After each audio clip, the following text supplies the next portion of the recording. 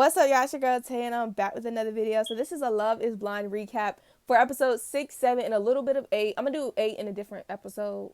Not in a different episode, but in a different video. But let's get into episode 6 and 7. I'm gonna start with Zach and Bliss. At the beginning of episode 8, she said yes to his proposal. He proposed to her. But the thing I love about Bliss, and I'm even as I'm watching episode 8 right now, and I'll say Bliss is not gonna let it go, and she shouldn't. She should not have it where Zach is comfortable. And I understand, like, he was dating multiple women, and he just proposed to someone he thought it was right at the time. I'm not mad at him at that. I think I'm more mad at the fact that when she said her feelings and opinions of Irina, he sort of dismissed it, like, oh, you're like talking about this girl, and like Bliss was trying to tell you, like, I'm hanging and spending time with this person, and that's just what it is. So the thing is, like, at the end of the day, I'm glad that Bliss is keeping her foot on the metal, and just not on the metal, but on the pedal, and making sure he knows, like, what you did was a little wrong. Like, you broke up with me, but now you want some of this. You want to see what I'm about. So, but she said yes to his proposal, because at the end of the day, she did love him. You could definitely tell. And I think they'll go far. I definitely think they'll go far, because they have these weird, like, nerdy personalities. Together they both do, and I'm like, oh yeah, they mix very well. I think they'll definitely make it. That's my opinion on them. Now, getting on to my two favorite couples, Tiffany and Brett, Chelsea and Kwame. I do wish they would honestly do like 40% screen time for Tiffany and Brett, 40% screen time for Chelsea and Kwame. Everybody else gets whatever time is left, because it's like, okay, the thing with Chelsea and Kwame, honestly, let me talk about Chelsea real quick. So it was like a clip. They were talking about cleaning the chores, the sink, vacuuming, all that. Make sure it was like a clear understanding. There ain't no confusion. But then Chelsea goes and talks about it was when they were about to meet her dad, and she was all nervous, like really nervous. And I mean, she had me nervous. Like, I'm like, oh shoot, like, what your dad like?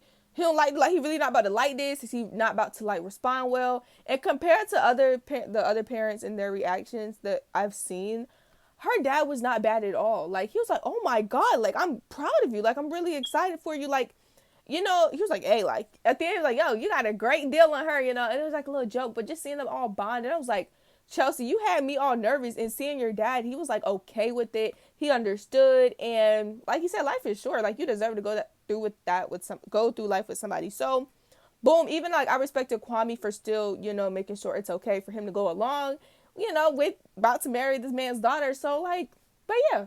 I mean, and even let's like get real deep compared to Kwame's mom response. Of course, we didn't hear her speak. I guess they like muted that part out. But you could tell from the jump, Kwame's mom was just against it. Like, you didn't even have to hear that conversation. You just heard what he was saying, and I was like, oh wow. And when he was trying to explain to and I'm glad he had that conversation alone. I feel like that first conversation is a conversation that he needed to have alone. But even when he tries to come back and like tell it and explain it to Chelsea, and it was like he was holding back tears. It's like he kept smiling to like hide the pain. And I'm like, oh, Kwame, I just feel the pain. Like, I felt that pain. Like, after that conversation, you can tell it was like, it really hit him. Like, it really hurt him. Because, I mean, I'm not saying like you have to accept, your child and be proud of your child's decision.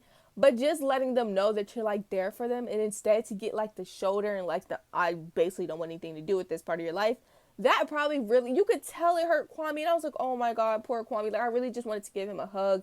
But like, shout out to Chelsea for like, being that shoulder. At the time, she didn't try to judge nothing, judge the whole situation. She really was just like that leaning shoulder. That shoulder he needed to lean on.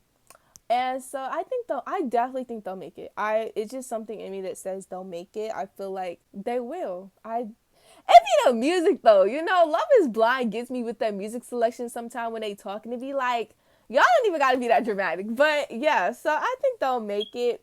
On to Tiffany and Brett. My second, no, that's not my second. That's my top. That's my favorite couple. People are like, oh my God, they're gonna be like similar, or they're gonna be close to. They're the next Cameron and Lauren. I'm like, no, they're Tiffany and Brett. Like, why do we have to sit here and compare, couples? No, that's Tiffany and Brett for you, okay? It's Tiffany and it's Brett, and I love what they have. I love what they're building. I love to see it, y'all. It's so beautiful to see. Even when it came to her seeing his place for the first time, because that's where she'd be moving into. He was like, look, if this space isn't big enough, we can find a 2 or 3 bedroom. And he's so confident and so like reassuring to her. And he's so like I said, confident in his decisions and his choices. Even when it came to bills, I love how they did not make it a serious conversation. You know, it wasn't something that like, oh my God, like this is really intense. That's the thing I like about them though. Nothing's really intense. It'd be laughter involved. It just feels like, all right, we're gonna have these serious conversations, but we're not gonna sit here and like, you know, make it so intense where it's like, you know, hold up, what's going on here? Even when he was like, look, we don't gotta do half on the bills. I do 60-40. He was very like, you know, let's be real here. You know, all this is all about, when they were talking about the bills and how much he spent. Okay, 1,200 luggage though, Kwame, that's crazy. $1,200 on some luggage. Not Kwame, my bad. Brent, that's crazy. $1,200, my boy. Like, what the heck? But yeah, so he spoke on that. The whole time Tiffany's in the kitchen cooking. My girl at the end, she had the pot in the stove. It was the oven. She had it in the oven. She pulls it out and just like flip. You know, look, it was like a heavy pan, I'm assuming. My girl sent me. I'm like, yo. At this point, get out the kitchen, Tiff. It's okay. It's okay, baby girl. But she tried.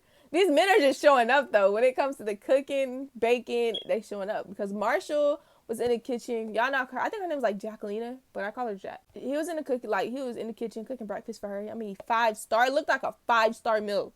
But yeah, he was cooking for her in the kitchen, made the pancakes, the jam. And I was like, "Oh, okay."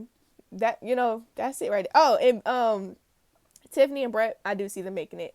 When it comes to Jack and Marshall, cuz she had met his family, she met his siblings.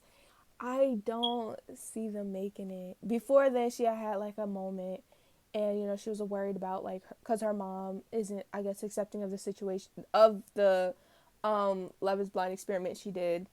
So it's like I don't think they'll make it just because Marshall is more so, I can't explain it, but you can tell Jack, she gets stuck on a lot of stuff. You know, she thinks about it more. Marshall's more like, you know, he just wants to live, just be, you know, free, let life happen in a sense, you know, not really dwell on it. And I'm not saying it's like not a perfect mixture, but I feel like that would be like lead to a lot of mixed emotions, arguments, and I trust me, like I really do love Jack and Marshall, but together I just don't see them making it. And he's a good guy though. And if this is like her first serious relationship, and it's already like 2 weeks, you know, I don't think, okay, I'll say it like this. If this is like your first serious relationship, I don't think marriage is needed, you know, needed to be in that conversation right now. So I think that's probably stressing her out too. If this is your first relationship, you're like, oh my God. And then in this month, like in 2 weeks, I'm about to get married. So I could definitely see where her anxiousness is coming in, why she's nervous. So we'll definitely see what goes on with them. But I see them making it to the altar. I just don't see it being 2 yeses for me. That's that. I guess we can talk about Micah and Zach. No, it's not even Micah and Zach. It's Micah and Paul. I guess we can talk about Micah and Paul. Basically, Micah talked to Paul, I think in episode 6, about Irina touching on him, flirting with him, whatever. So then Micah has a conversation with Irina. And honestly, Irina, she said what she said, but still, Micah, keep your man away from him, away from her. Like when she was talking, I was just like, yeah, cause this is her Irina the whole time while Micah's talking, yeah, I'm like, yeah, keep your man away from Irina. You know what I'm saying? Like, no offense to Irina, it just didn't give genuine the whole conversation. Well, if he didn't want to see me when he got back, then I'm just like, okay, no, you know. Am I 100% cool with Micah now? She's alright. You know, she ain't about to like become one of my top favorites. She's alright. That's all I gotta say. Paul's mom, oh my gosh, she seems so freaking nice, like so welcoming. Like you would just love to be a part of her family because that's just the vibe she gave off. The introduction, she just seems so happy, and I'm just like, I would feel comfortable going to meet his mom. Shoot, and she just gave like, I think right now out of all the introductions, she probably was the best. She just gave like warm, home, fuzzy. Yeah, definitely gave that. And then let's see what else happened with them. Oh, they went to go see his place. You can definitely tell Micah wasn't feeling it. Now her trying to tell him to move out of it, baby, don't do all that. But I mean, I think that's a small rock in the road. They'll get over that, obviously. Do I see Micah and Paul making it? I don't know. I feel like it's with them. It's like 40% yeah, 60% no. So at the end of the day, no. But that's basically all the couples. I think I hit all the couples. I think they're all cute in their own little way. I'm excited to see what happens with them. Let me know what y'all think and let me know y'all thoughts on Love is Blind. Thank y'all for tuning in. I love y'all so much and deuces.